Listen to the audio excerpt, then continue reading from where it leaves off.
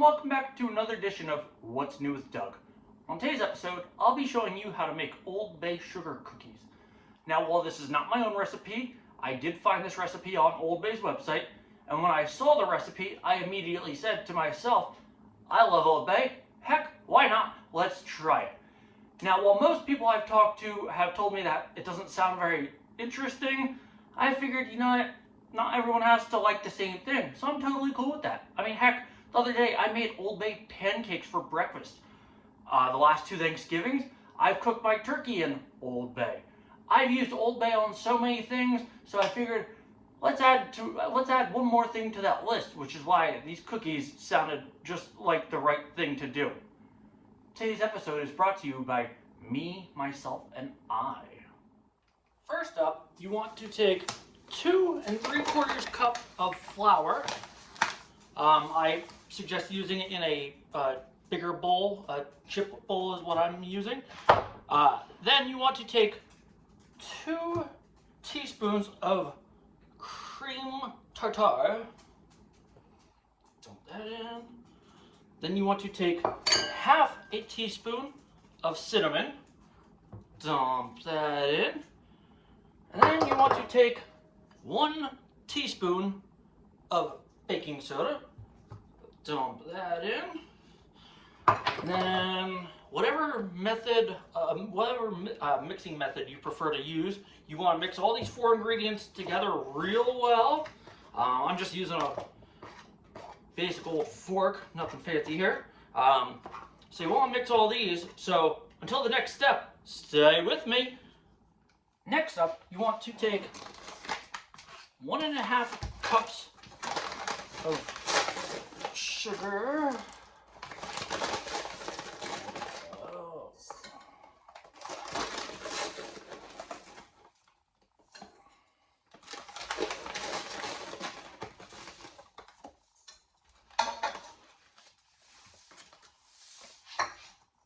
Then you want to take half a cup of vegetable shortening. I personally use a 1/4 cup to scoop it out though, because I've found that using the half cup to scoop it out, come on, you son of a bitch. Using the half cup can be a little bit tough to fit in the container. If this wants to cooperate on getting out. Okay, so we're gonna do that. Add that.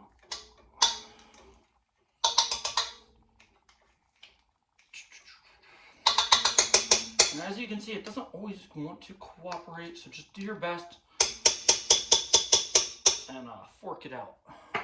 And then you want to take half a stick of butter and add it. Now mind you, the butter needs to be softened first.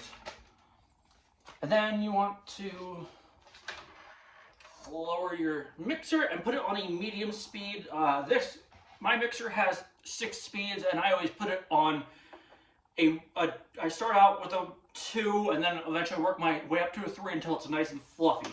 So, as you can see, now let's crank it up to a 3. And then you want to do this until it's nice and fluffy.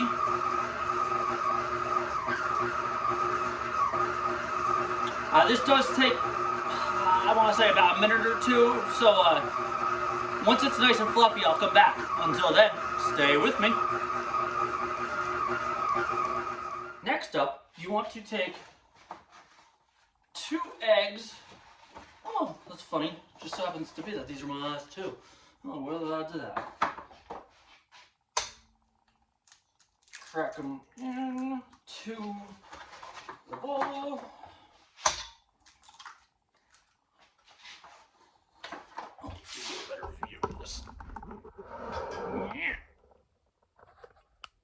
Okay, and then you want to take 2 teaspoons of vanilla. And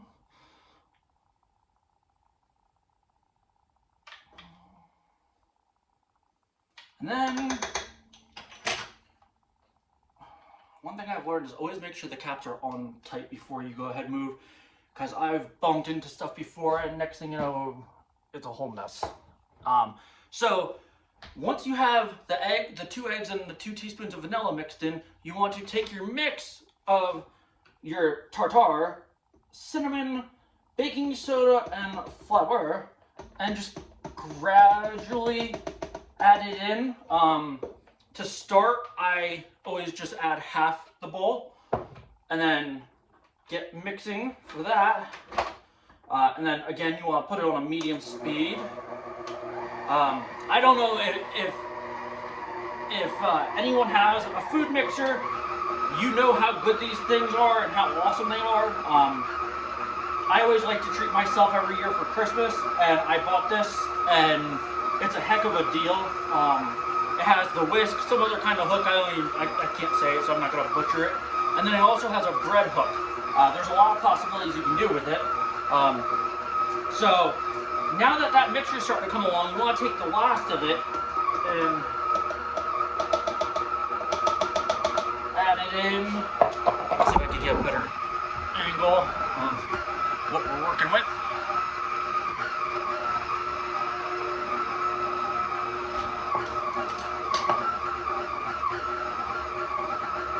Okay, that's looking real nice.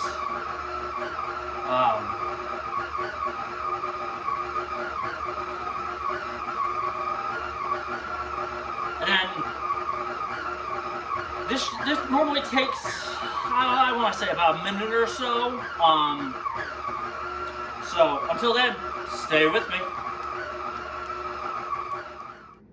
Next up, you want to let the dough refrigerate for about an hour or so. Where's the room? Right here. So we're gonna let this chill for about an hour or so before we get to the next step. Until then, stay with me. Hey everyone, and welcome back. Once your the dough is refrigerated, after that hour, you want to take a 1/4 cup of sugar,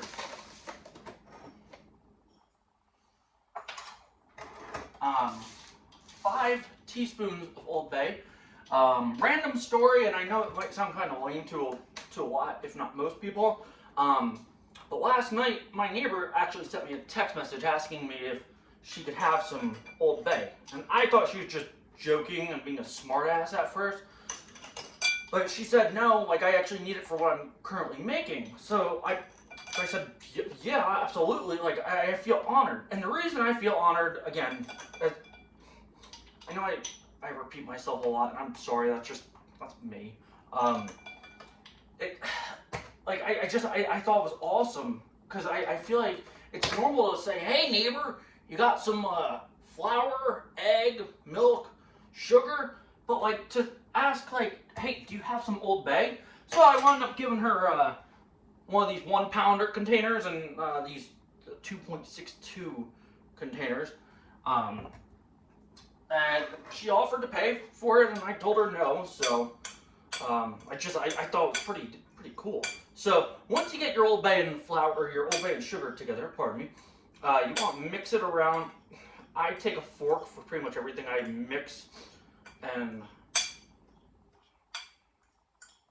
make this color. That aside, then before you get too carried away, you want to take some sort of cooking spray and just lather up your cookie sheets. You don't need to do this, but if you don't, there's a good chance that the cookies will stick. So then what you want to do is take your balls of dough, roll it around. The recipe calls for the dough balls to be about 1 inch or so big. I'm not going to sit here with a tape measure and see how big my balls are. If they're 1 inch, cool. If they're bigger or smaller, that is entirely up to you. And then what you want to do is flatten them out, something like this. Can you see that? I think you can. And and space them out about like that. You want to be a little bit cautious just because once they're in the oven, they will expand.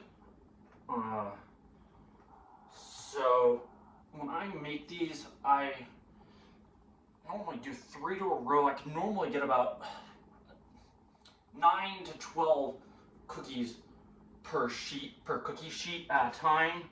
It just depends how big they are and the spacing. So I'm not gonna bore you with the rest of this. So until the next step, stay with me. Next up, it's time to pop these bad boys in the oven. 400 degrees for 10 minutes.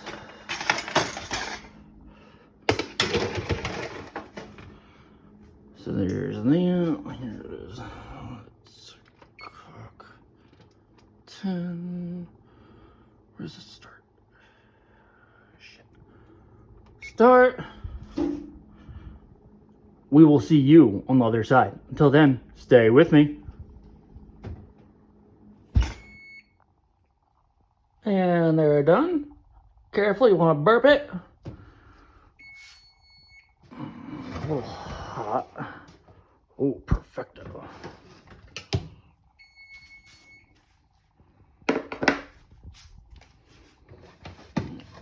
Okay.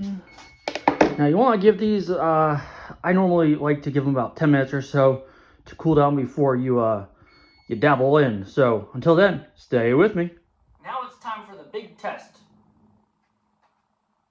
And side note, this is why you spray them, because see how easy they're moving around? If I didn't spray them or the cookie sheets before, they wouldn't be moving around this easily. So let's give them a test.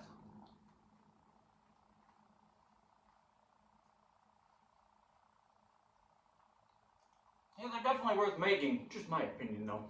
I gave some to my neighbors earlier. I gave them a big bag full, and they seem to like them. Last I checked, they're still alive. So, thank you for watching. Until then, stay with me.